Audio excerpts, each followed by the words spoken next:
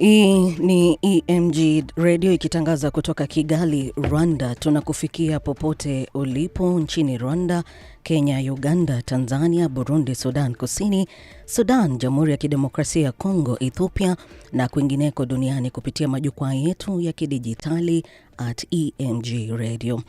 Jina langu ni Faith Kutere. Karibu tuangazie habari muhimu kutoka Afrika Mashariki, bara la Afrika na dunia kwa jumla.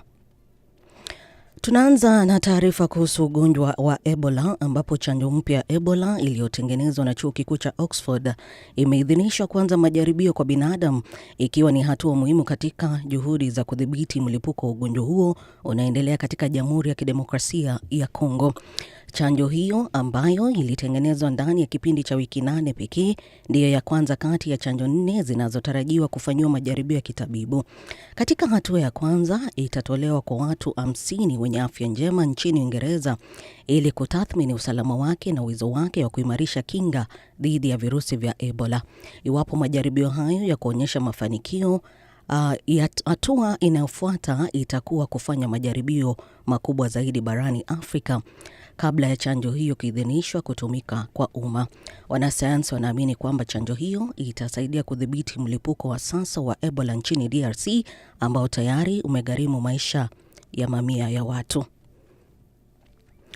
Tukisonga mbele nchini Kenya, mmoja washtakiwa katika kesi ya mauaji yanayomkabili mhubiri mwenye utata wa kanisa la Good News International Paul Mackenzie na washirika wenzake nchini Kenya Shakahola Ann Anyoso ameeleza mahakama kwamba uamuzi wa familia yake kuanza kufunga ulitokana na ndoto aliyodai kuota mmoja wa watoto wake. Akijitetea mbele ya jaji Alex Ithuku katika mahakama kuu ya Mombasa, Anyoso alisema mmoja wa watoto wake 6 waliofariki aliota ndoto iliyomfanya kuanza kufunga pamoja na wanawe. Aliongeza kuwa anaamini kwamba watoto wake waliofariki sasa wako pamoja na Yesu. Anyoso ni mmoja wa washtakiwa 93 akiwemo mhubiri Paul Mackenzie wanaokabiliwa na makosa ya mauaji ya bila kukusudia yanayohusishwa na vifo vya mamia ya waumini katika msitu wa Shakahola kwenye kaunti ya Kilifi nchini Kenya. Kesi hiyo imeingia katika hatua ya utetezi baada ya mahakama ya Mombasa kuamua kwa upande wa mashtaka uliwasilisha ushahidi wa kutosha kuwafanya washtakiwa kujibu mashtaka yanayowakabili. Uchunguzi wa mkasa wa Shakahola ulianza mwaka 2023 baada ya asasi za usalama kugundua makaburi ya watu wengi katika msitu huo. Waendesha mashtaka wanadai kuwa waumini walilazimishwa kufunga hadi kufa, wakiahidiwa kwamba wangekutana na Yesu mbinguni, madai ambayo Mackenzie ameyakana.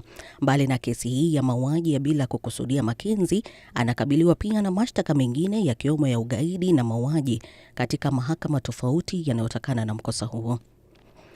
Na nchini Tanzania, mpiga picha kutoka Tanzania Philbert Minja ameshinda tuzo ya kimataifa ya David Wolf Kaye Future Potential Award in Photography katika mashindano ya Earth Photo mwaka 2026 yaliyofanyika jijini London, Uingereza.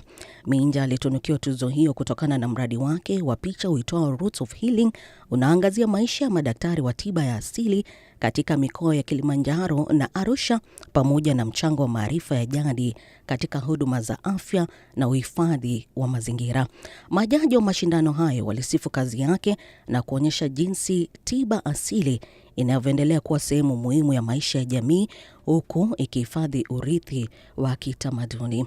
Na mwisho tukirejea Kenya, mahakama kuu nchini Kenya imeorodhesha kuwa dharura ombi lilowasilishwa na shirika la Vocal Africa linalotaka spika wa bunge la kitaifa Moses Wetangula kufungwa jela au kutozwa faini kwa madai ya kukaidi amri za mahakama zilizomzuia kushiriki katika shughuli za kisiasa. Katika ombi hilo, Vocal Africa inadai kuwa Wetangula ameendelea kushiriki katika kampeni za kisiasa licha ya amri za muda zilizotolewa Julai tarehe 8 mwaka huu zinazomzuia kushiriki katika shughuli za kisiasa zenye mrengo wa chama. Shirika hilo linaitaka mahakama kuamuru kufungwa kwa spika Wetangula kwa kipindi kisichopungua mwezi mmoja au kumpa adhabu ya kulipa binafsi faini ya shilingi 725,017 za Kenya kwa kila tukio analodaiwa kushiriki katika shughuli za kisiasa tangu amri za mahakama zilipotolewa. Na hizi ndizo habari za EMG Radio kutoka hapa Kigali, Rwanda. Jina langu ni Faith Kutere. Endelea kutufuatilia kwenye mitandao ya kijamii @EMG Radio.